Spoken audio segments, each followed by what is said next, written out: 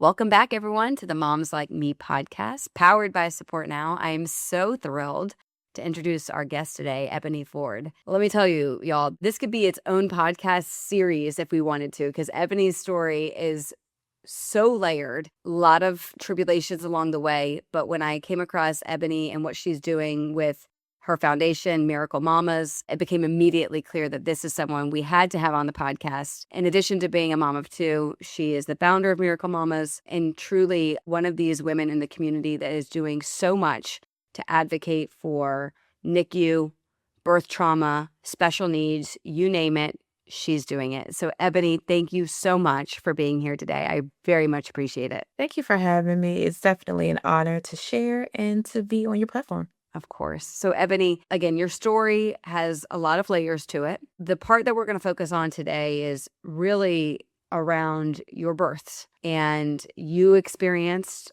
a lot of trauma, a lot of unforeseen challenges that has led you down this path of advocacy. But I'd love for you to explain a little bit more. Let's start with your first pregnancy. I know pregnancy was not easy, even at the start, but if you don't mind, share a little bit more about kind of your journey to get pregnant and what happened in your first pregnancy. Sure. So my husband and I married in 2012. Best friends who fell in love and decided to get married. And we knew we immediately wanted to expand our family.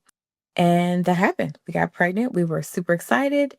And at 32 weeks, we had a cord accident that led to a stillbirth. And so naturally, we didn't know anyone who had experienced a stillbirth. Miscarriage is kind of a hush taboo thing. Nobody really talks about it until something happens. And so we were left feeling pretty alone, but still hopeful that we would expand our family. And so we tried again about 6 months later, pregnant again. That ended at 13 weeks. So at that point, we're like, oh, okay, something's wrong. Let's just wait. Let's just enjoy our marriage. Let's just travel and go to school and, do the things. I wanted to finish my degree and all of that. And so I did that. About 2.5 years later, we found ourselves pregnant with twins. Super excited, right? We're like, oh, double for the trouble. Let's go. And around 14 to 15 weeks, they noticed some size abnormalities. And I was eventually diagnosed with twin-to-twin transfusion, which was extremely severe. And I was told that the donor twin, the twin who was giving most of their blood and all of that, was struggling with what appeared to be heart failure. The chambers of his heart just were not operating well. And we were warned that he would likely not survive. And that unfortunately is what happened. He passed, and within 24 hours, our second son passed. And so there we were with twin boys to bury. Wow. And trying to figure out how we're going to navigate this. This is also in 2016, where 22 weekers were not readily saved. We know that viability is, typically taught to be 24 weeks. Now we have 21 weeker babies walking the earth who were doing great, but at that time, it just was pretty taboo. So delivering was not an option. And so at that point, we just gave up. We were like, okay, perhaps adoption needs to be the route we need to go. Let's just focus on us. Let's buy a home. Let's do all the things. And if it's meant to be, it'll be. And so 2017, we found ourselves pregnant. And this time from the very beginning, we knew that this was different. It just felt different from the very start. And the pregnancy was actually great in the beginning. Things did not go awry until 25 weeks when I went to an appointment and began to experience some very concerning symptoms that were unfortunately dismissed and disregarded. I went on a trip, and while on the trip, I got extremely sick. And I ended up back at home experiencing HELLP syndrome, being on life support, and delivering at 26 weeks. Wow. So from the beginning of the pregnancy, this one felt very different. We were, of course, cautiously optimistic, but this pregnancy felt joyful, but still cautious given our history. And everything was perfect. Blood work was perfect. Ultrasounds were perfect. We saw a high risk doctor as well as a regular OB who were very on it. All precautions for preeclampsia, multiple ultrasounds for, miscarriage risk. I mean, everything I could ask for, I got. And everything was great until 25 weeks. Went in for a typical appointment. Thought I was going to see my high-risk doctor, but I learned that she was called into an emergency birth. And so I saw one of her peers. Seemed like a very nice gentleman, but he was very dismissive. He was rushing through everything. He was kind of obsessing over my history of loss more than the symptoms that I was telling him I was experiencing that day. And even with me asking him about blood work, it's something I did at every appointment. And he told me, oh, I'm looking, everything is always fine. I'm not sure why she has you doing this every month. We typically only do this 2 to 3 times in a pregnancy. Everything seems fine. I don't really think there's a need to order that." And I'm like, "What, my feet are swollen, my hands are puffy, my blood pressure's a little higher than it normally is." He's like, "Everything is fine. You're fine. It's gonna be great." I said, "Well, I'm going on a trip in a couple of days. Is there anything I need to be aware of?" And he said, "No, just get some compression socks. You're already on baby aspirin. Take it, walk the plane if you can, and have a great time. We'll see you when you get back." And it was during that fateful trip that I began to experience what I later found out was HELLP syndrome, multi-organ failure, kidney failure, the swelling, the headaches, the vision changes, the shortness of breath. And so I was quickly rushed back home to the other side of the country and got to the emergency room to stroke level blood pressure and ended up delivering my daughter on life support via emergency C-section at 26 weeks and 5 days. So she was born at 1 pound, 15 ounces, and it began a lifetime of advocacy, but also special needs as well. Ebony, I want to go back to that moment where you were sharing your symptoms with your doctor. You were getting the vibe that he was either being dismissive or not fully taking into account all the symptoms and what you were saying. How frustrated were you kind of when you went on that trip? How much doubt was in the back of your mind that this was the right decision? I would imagine you were kind of battling your mom gut versus what a doctor is saying to you. This is the furthest that you've ever made it into a pregnancy. How did you make sense of all of those things at the same time? I honestly, at the time where I was telling him everything, he made me feel like I was overreacting. He made me feel like because of my history of pregnancy loss, I was being overly cautious and that there was nothing to worry about. And so I went on my trip actually convinced that perhaps I am overreacting. We actually had made it further. Our first pregnancy went to 32 weeks, but there were no issues in their pregnancy at all. And so this felt different. And that was why I pushed the issue. But again, he convinced me that everything was great and we're taught to trust our physicians, to believe them, they know best. And that's what I did. Going on the trip, traveling there, I had no issues, no doubt. But not even 24 hours in did I start feeling bad and started wondering, was this a wise decision? And it quickly became clear that it was not. I would just imagine, were you so panicked on your way home? Like, what was going through your mind when you realized that this was an emergency? The first thing in my mind was that maybe I have a blood clot in my lung because that was what was bothering me most was the feeling like I could not breathe and my legs being swollen. And, clots are common with flying. Being Yeah. pregnant, you're at a higher risk for clots. So being a former paramedic, I had convinced myself that I had a blood clot in my lung.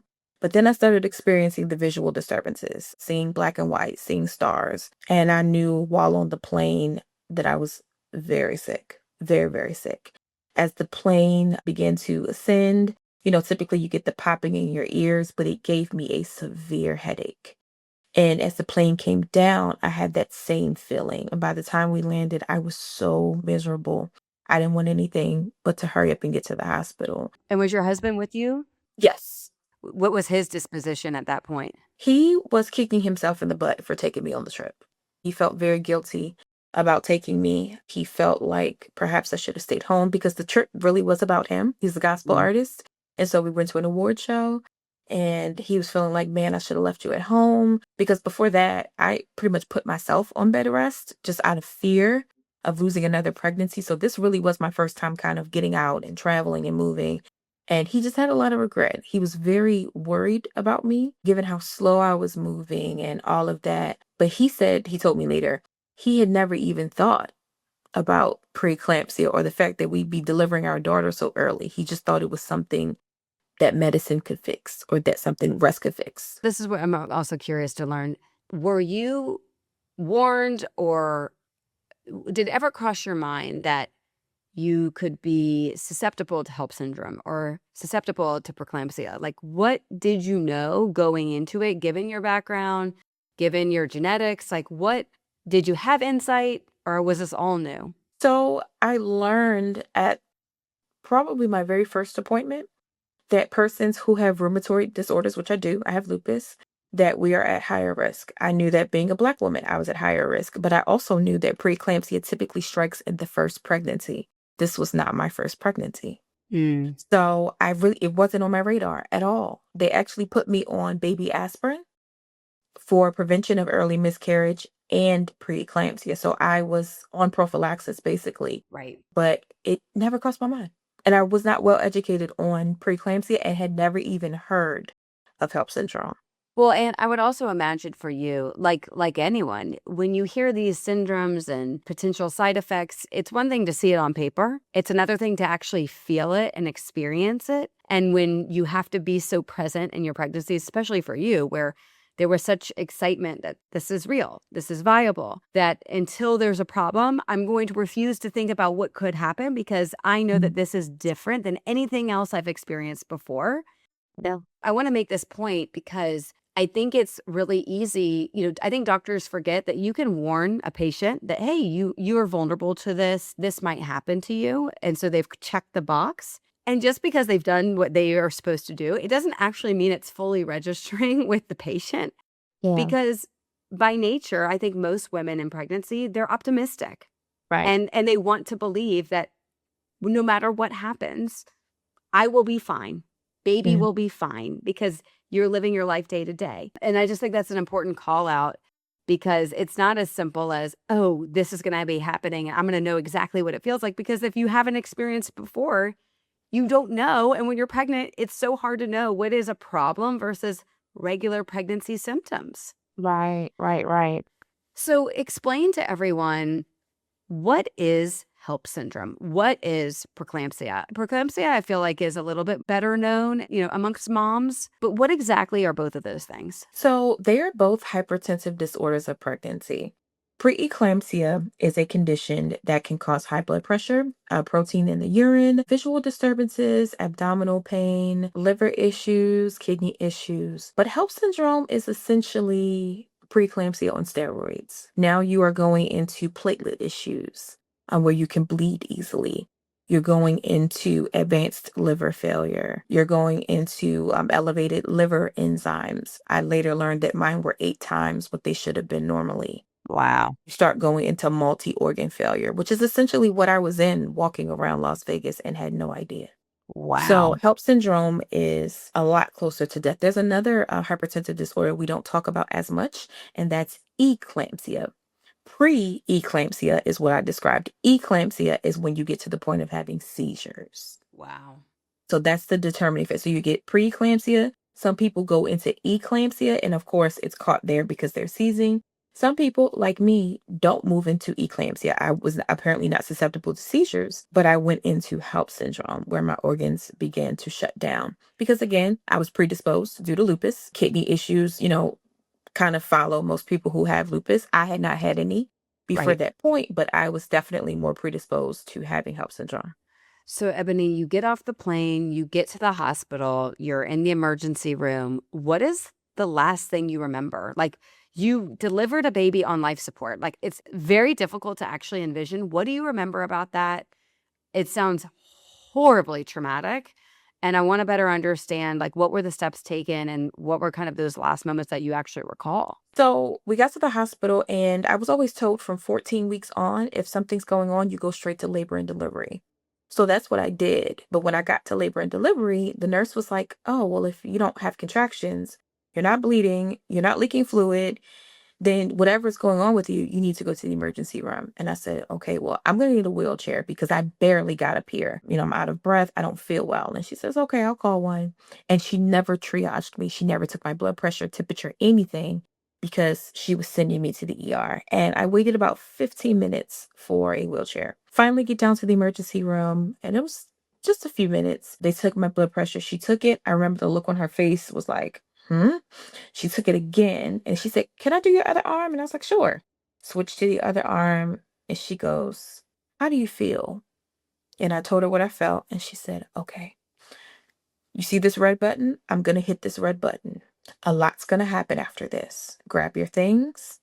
If you need to call family, if they're not here with you, call them because it's going to go really fast.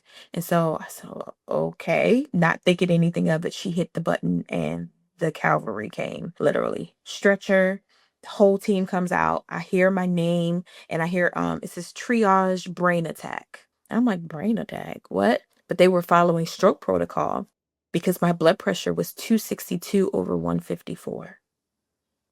So they did that to get all of the help, the resources that they could get throughout the hospital. So you get a neurologist, you get all of these people. And so they rushed me into the back into this big trauma bay. They're helping me put my things down, and I'm trying to plug my phone up. My phone's dying, and they're like, never mind. We'll take it. We'll plug it up. We got to hurry up. We got to get blood work. We need to get you into a CT scan your brain, etc., etc. They're asking for all these permissions because I'm pregnant to do all this radiology, chest x-ray. Everything was super fast. This is over like a 30-minute period. And I remember them bringing in an ultrasound machine to do my legs.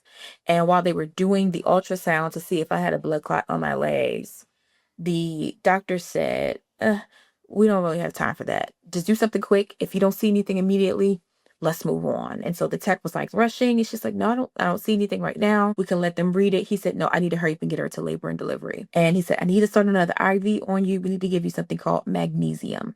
That's going to help hopefully get your blood pressure down and prevent some more organ damage. I didn't know that all of my labs weren't back yet. They were telling me I had preeclampsia just from the hunch, but all of my labs weren't back. Labs came back, and then everything accelerated. Even Literally. more than it already was. It Yes. sounds like it was moving at a rapid pace, but you're saying that they even kicked it into a further overdrive. Okay. Yeah.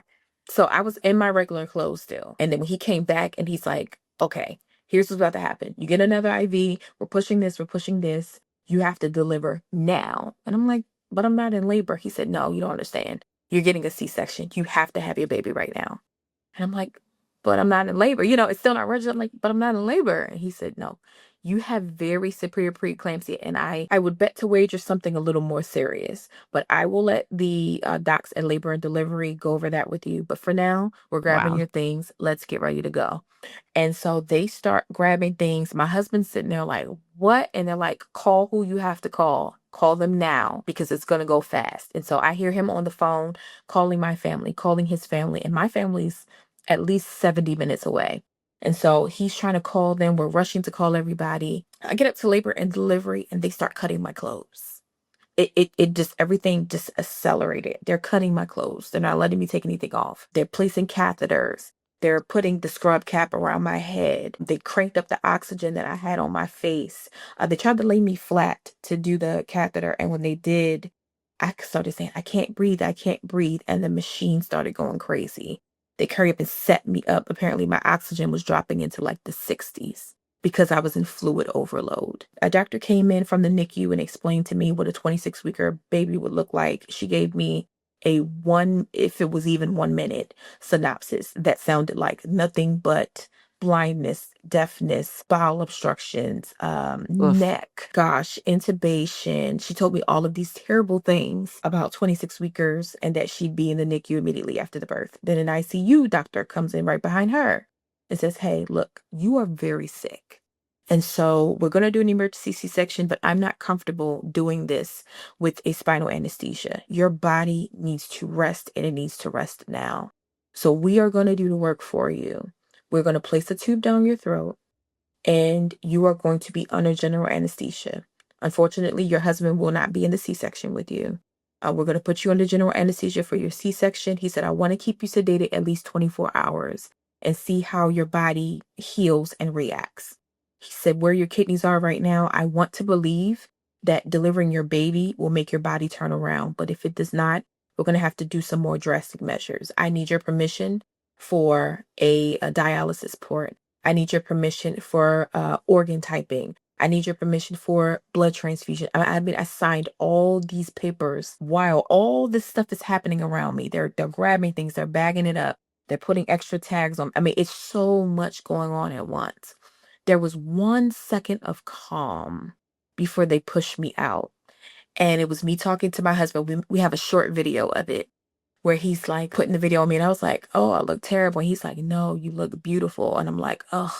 And I'm like deep breathing into the mask. And then the nurse came in and he cut the video. And that's when they said, okay, you want to say goodbye to everybody? We're going to take you out. She pushed something in my IV and I remember feeling very loopy. I vaguely remember the trip to the OR. I remember them laying me down. I remember going flat and panicking because I felt like I couldn't breathe. So they laid me on my side. The doctor said, okay, we'll see you later. And that's the last thing I remember. They pushed something. I know from my medical records that at that point I was intubated, and then all the things happened. I got a line in my neck, prepped for C-section, all the things happened. I, Ebony, were you like, did you think you were gonna die? Like, what, like, or were you just like, there was so much information overload that you couldn't even process like what was happening? You just had to say, sure, yes, let's keep going, whatever you need to do. Like, it just sounds like something that's the end. It sounds so severe, but it's easy to look back on that now and think, oh my God, I could have died. But were you in that headspace at that moment? Or was it just like guns blazing, whatever we need to do? Sure, sure, sure. Let's go. Let's do it. All I thought was get my baby out and make sure she's okay. It didn't even register how sick I was. All I wanted was for my baby to be okay. All I wanted was for this to be the time that I didn't leave the hospital empty-handed. That's all I could think about was, will my baby be okay? I somehow knew in my heart I'll be fine. And if I'm not, at least she made it. Yeah, that's all I could think about. What do you remember about waking up? I remember being facing a wall and seeing a clock. And I remember looking at the time on the clock. And I remember my C-section being in the evening. And this was now like noon. So I'm thinking it's the next day. And I woke up and I went to cough and I realized I still had the tube in my throat. So I'm looking around the room and I'm like panicking. I went to lift my arm and realized that I was restrained to the bed. I went to move my legs and realized I was restrained to the bed. And so I immediately started kirking out. And within like a minute or so, a nurse and a doctor came in and they're like, "Oh, you're awake. You know, we lifted your sedation. We wanted to see if you could get up." Da da da da da. The doctor's like, "Okay, I need you to call for me. We're gonna take this tube out of your throat, etc., etc., etc." So I coughed and I went into a coughing fit. If anybody's ever had a tube, it coming out is not a great feeling. And so I'm coughing, coughing, coughing, I'm coughing. And the second I caught my breath, I said, "Where's my baby?" And the doctor's like, "Okay, let's talk about you. Let's talk about," and no, "Where's my baby?" They said, "She's in the NICU." I said, "Okay, where's my husband?" They said, "He's outside the room." I said, "Please bring him in. I need him here. I need him to tell me what has happened." And the doctor said, "Sure." A nurse went and got my husband, and doctor began to explain to me that it had been 3 days. 3 days. I had undergone dialysis. I had undergone liver transplant typing. I had had 4 units of blood. So much had happened to my body during that time. At 24 hours, I was still not where they wanted me to be. And so they kept me sedated to let my body rest and hopefully recover. I was extremely swollen. I was already swollen before the birth. Anybody who's had a baby afterwards, you tend to get like swelling in your legs and things like that, but this was different. My face was swollen. I could barely open one of my eyes. My neck, a fluid build up all around my neck, my hands. It was terrible. But he was just kind of explaining everything that happened to me, and that was the first time I heard HELLP syndrome. And I said, "So I don't have preeclampsia?" And he said, "Yes, you had severe preeclampsia. But by the time you got here, you were in HELLP syndrome." He said, "And this is honestly one of the worst cases I've seen." He said, "I've never had to put a class on it." He said, "There's 3 classes of HELLP syndrome." He said, "You are class 1, most severe Wow. HELLP syndrome." He said, "I am amazed that we're even talking because we didn't know if you were going to stroke out during that C-section." He said, "We gave you so much blood because you were bleeding profusely on the table. And that's due to HELLP syndrome. Your platelets were completely in abnormal range." And I'm listening to him, but the whole time I'm like, "Where's my baby?" Husband comes in the room and we're greeting each other and he's like, "Oh my God, so good to see how you feel." And I'm like, "I'm okay. Where's the baby? Have you seen her? What's going on with her? Ebony Like, give, doesn't miss give a me the beat. scoop." She's like, all right, let's go. Like, Where's the I came baby? here What's for a going on? purpose. Like, where is she?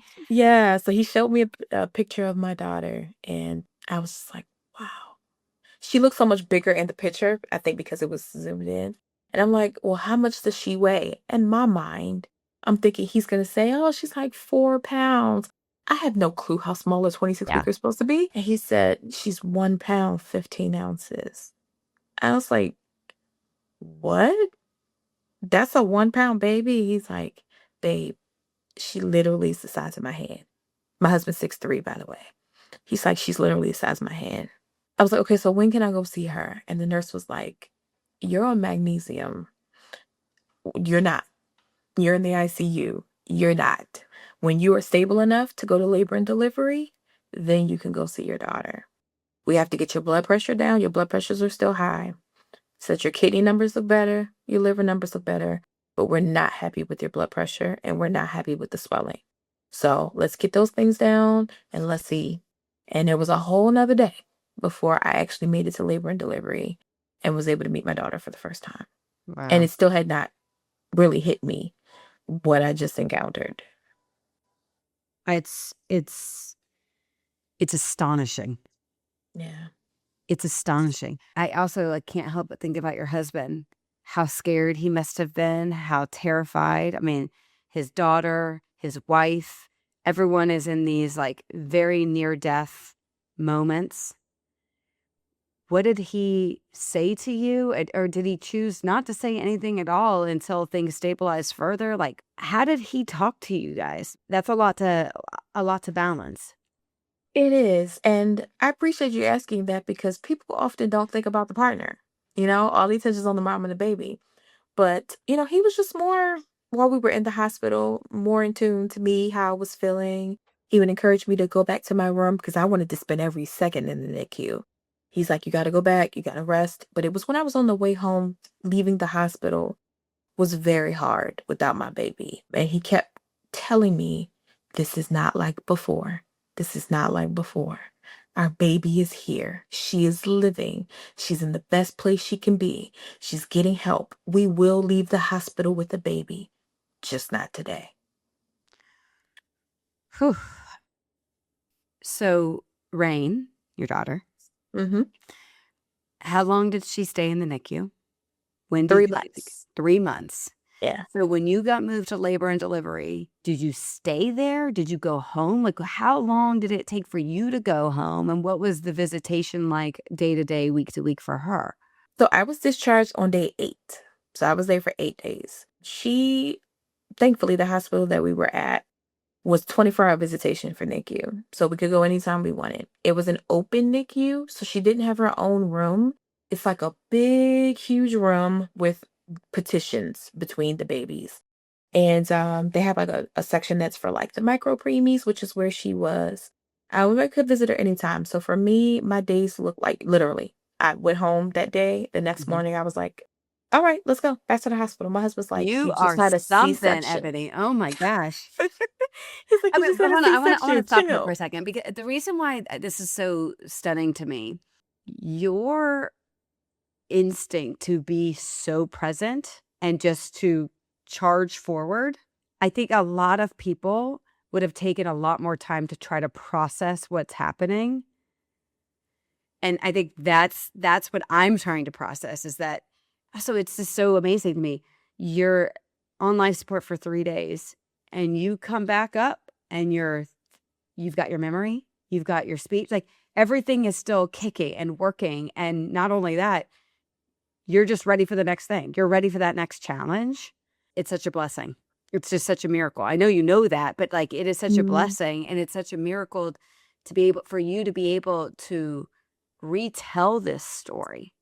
Yeah. I Yeah. know you know that, but I just feel very grateful, like in this moment, to be able to have this conversation with you. Okay, sorry to go backwards. So you were in the hospital for 8 days, you got discharged, she's there for 3 months. Yeah. So at that point, you're able to kind of come in and out as you choose, Yeah. correct? Yeah. So And I would every day. I was there every day. I think I missed 2 days. One of the days was because something happened with a family member. And then the other day was the day that I went in for my C-section check. It was like a C-section scar check and a blood pressure check. It was like a week, I think a week after I left the hospital. And I didn't visit her because I ended up getting admitted again. My blood pressure was still too high and my incision wasn't healing well. Yeah. Those are the only 2 days I missed. Other than that, my husband got up when it was time for him to go to work. He would take me to the NICU, and I would stay all day. Sometimes I would, tell him, "Don't even worry about coming to get me. Do what you got, run your errands, and then come get me." I was there a minimum of 8 hours a day. Minimum. So when you brought her home, it must have just felt like the best thing in the world. Like you're bringing your girl home. Man. Describe that to me. And it was unexpected. We did not expect to bring her home because she kept having these setbacks. So preemie babies tend to have these things called bradycardias. For short, they call them Brady's, where their heart rate drops a little bit. And every time they have one, it sets the clock back like 3 days. And so she had just had one the day before, I was told. And so I'm like, oh, we're not coming home. And so her discharge date just kept changing like for 2 weeks. And it was so heart-wrenching. And so we went home, and that day, I remember we didn't rush to go to the hospital. I'll never forget it. We were in bed watching Stranger Things. And we get a call from the NICU, and I'm like, this is weird. What's going on? And they're like, hey, so do you want to come get your baby? And I'm like, come get her and what? And they're like, take her home. And I'm like, we're on the way. And we just rushed, we grabbed our things, and we're like, oh my God, I forgot the outfit that I brought that said like NICU grad. I forgot everything. I didn't care. We grabbed everything and just ran to get her. It was like 7:30 at night. We just ran to get her. And I will never forget the feeling of walking out of the hospital with that baby in my arms. I'll never forget it. It was like the ultimate victory over infertility, the ultimate victory over pregnancy loss, the ultimate victory over HELLP syndrome. Like, she's leaving, but I'm leaving too. Like, never to return again. It was the most triumphant feeling. But it did have a tinge of grief because NICU nurses and doctors become like family. Especially when you're there for 3 months, they become like family. And so I was grieving, the new, normal, but we got into our routine and it was amazing. Yeah. So talk to me a little bit more about what Rain's condition was and is now. Because as you mentioned, there were a lot of risks presented to you and going into labor that early. What did that look like, and what does that look like today? So she left the NICU perfect. No oxygen, no feeding tube, just reflux. That's it. And she did great for the first few months that she was home. I would say 1, 2, 3, about 2.5 months after she came home, she contracted RSV. And we ended up in Of the course she did. hospital. Like, I just feel like this is just your journey of like 2 steps forward, 5 steps back, 1 step forward, 10 steps back. So Yeah. continue. RSV in the middle of August. Ugh. RSV and croup, which was something else I had never heard of. Yeah. And so we end up in the PICU with her. She's on oxygen and all of that. And that was a hiccup. We were there for like 5 days. I'm like, okay, we're over it. We're good. They tell me about the RSV well, it's not really a vaccine, Yeah. but the RSV shot and all Mhm. of that. And we sign up, we do it. And in November, she gets RSV again. And this time her body takes it much harder. She is not Mm. just on oxygen, she is on BiPAP. BiPAP is much like CPAP for adults. It's a big face mask. It gives, pressure to help the lungs open and breathe. And I'm just like, man, this feels so NICU-ish. That was like a 6-day admission. 3 weeks later, sick again. Actually, it was a little more than 3 weeks. It's about 4 weeks. And it's 2 days before Christmas. Now I'm crushed because it's my baby's first Christmas. We should be home. We should be celebrating. And we're in the PICU. It was during that admission that they discovered some what looked like tumors on her lungs. And the doctor's like, I'm not sure. This looks like it could be from the chest tube. When my daughter was in the NICU, both of her lungs had collapsed. So she ended up with chest tubes during that first week of life. And he said it looked like they were right at the insertion site. So he's like, oh, I don't know if they're tumors. Uh, let's do some advanced testing. We'll do more testing after she leaves. We leave the hospital, we get CTs, we do the whole thing. And within 3 weeks, we find out my daughter has a condition called pulmonary fibromatosis. Say that 5 times. Mhm. And so basically, it's like fibrous tumors, much like uterine fibroids. Like they're benign, fibrous tumors, but she had them all over her lungs, some within the passages of her lungs, some on the outside. There were a total of 13 of them, some larger than others. And so they sent us to a specialist who tells us, she needs surgery, this dramatic surgery. It did not sit well with me. And so I started doing my research because that's me. And I discovered that some people have done radiation for said condition. And so I brought it up. They're like, your insurance company's never going to cover that. And they were right. They did it. This mama got online, talked to our village, and raised the money. And so we did the radiation within 6 weeks. We got the tumors down to a decent size. And then she gets sick again, this time with pneumonia. And we leave the hospital on oxygen. And she was on oxygen until she was 2.5 years old. Wow. Very rough. Having a baby who's learning how to walk. All of her milestones were delayed as a micropreemie. She didn't crawl until 13 months. She didn't pull up until 16 months. She didn't walk until 17 months. And so she's doing all of this with oxygen cords. And it was rough leaving the house with pulse ox, oxygen, all of these supplies, all the what ifs you have to have. And that was my introduction to medical motherhood. But the miracle in it all is that at the height of the pandemic, which is when she turned 2, we were able to get her off of oxygen. I think it's because we were home and isolated and her immune system wasn't having to fight so much. And viruses, she was able to wean down and completely off of oxygen and stayed off. Today, she is a amazingly healthy 8-year-old. Wow. She does have slight asthma. Those tumors are still there. They have not grown in 6 years. Wow. They are still the same size. They've caused no issues. And so we're leaving well enough alone. She only has asthma symptoms around like allergy season like now. And in the winter, she gets a cold or something like that. But otherwise, she's extremely healthy. At 5 years old, she was diagnosed with level 1 autism. She has very high functioning autism. She is so bright, so intelligent. For a child who did not say a word until she was 2.5, she is now reading 2 grade levels above. You cannot get her to stop talking. And I love it. We encourage it at this point. She's loving, she's bright, she's affectionate. She's an amazing big sister. She's just everything that her name embodies. She's literally that. I mean, what an incredible ending, in quotations, right? You must be so proud. Yeah. Yeah. So proud. You got your miracle. Yes. Both of you. Yeah. And what a great, inspiring story that the way someone's life begins does not require that for that hard to exist forever.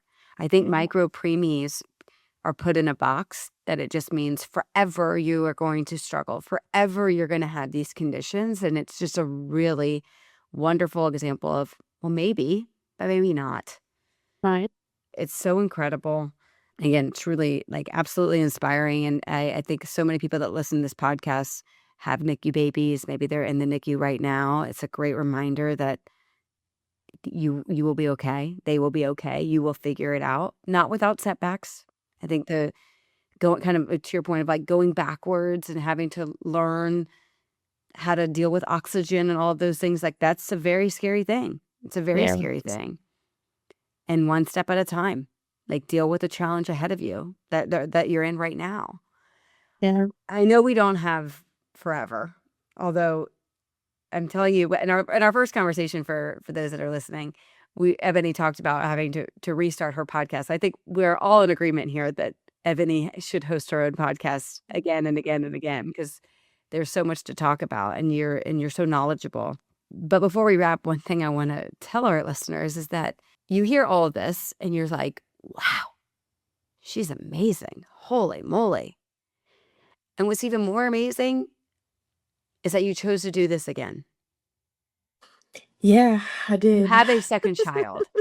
Yes. And we won't have the time today to talk through that. I want to say that because it doesn't end with your husband, you and Rain. It continues despite all the hardship, which I think just speaks to this like redemption, this resilience, this like belief that you can do it.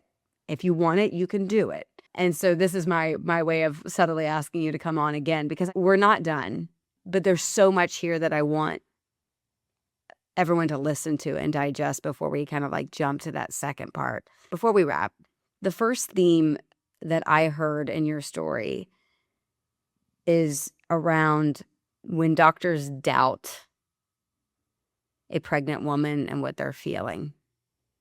Not just emotions, like their physical symptoms. Mm-hmm. What is your biggest piece of advice to moms like you that find themselves in that situation where they're in the hospital? They're concerned, but they don't know what degree to be concerned because maybe it's their first time, maybe it's not. What do you say to those moms? You, although under the care of a doctor, are the most knowledgeable person when it comes to your body. They practice medicine, they master medicine, but you are the master of your body. Nobody knows you better than you. And so trust your gut, trust what you're feeling, trust what you're thinking. And if you can't speak for yourself, have someone who can advocate for you.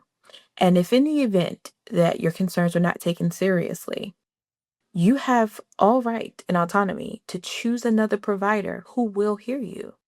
You are not locked in. You are not stuck. You are certainly not obligated to receive care that does not feel competent, that does not feel catering to you, that does not feel careful enough to listen to you, to hear your concerns, and to rule them out. Yeah. If they don't care enough to do that, then perhaps they're not qualified enough to care for you.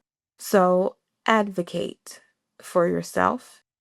Teach someone else to advocate for you, and do not allow medical jargon or gaslighting to convince you that you don't know you, because you know you best. Yeah.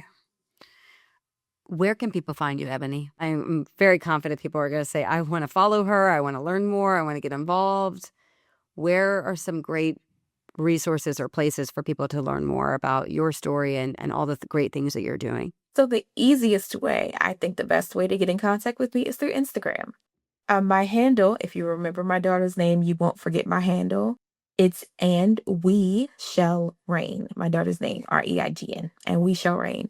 That is my Instagram page that started as a NICU diary and is now a community of almost 13,000 parents just like me. That is where I share my story. That is where I share advocacy. You can also find me on the page that is connected to my nonprofit, which is at Miracle Mamas LLC on Instagram. You can also find me on my website, which is miraclemamas.org. There you'll see my blog, my story, the story of so many parents like me, as well as resources. There's a ton of resources. There's a link to my podcast if you want to hear season 1 and catch up on what that was before we come back, as Jordan gave me a little nudge. And those are the main ways that you can find me, the best ways to find me. I'm very responsive on Instagram, so please reach out. I would love to talk with you, chat with you. And if I can help in any way, parents who are listening, please do reach out. Yeah. Ebony, first of many conversations. Thank you.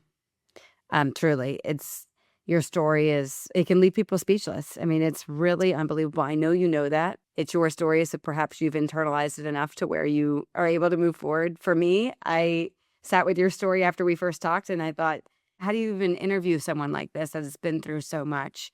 So thank you. Thank you for being here, and I look forward to future conversations with you. And I encourage our listeners, if you're interested in finding out ways to engage with Ebony, to do so. As you can tell, she is an incredible resource and certainly a source of inspiration for moms everywhere. So thank you, Ebony. Thank you for having me. It's been an honor.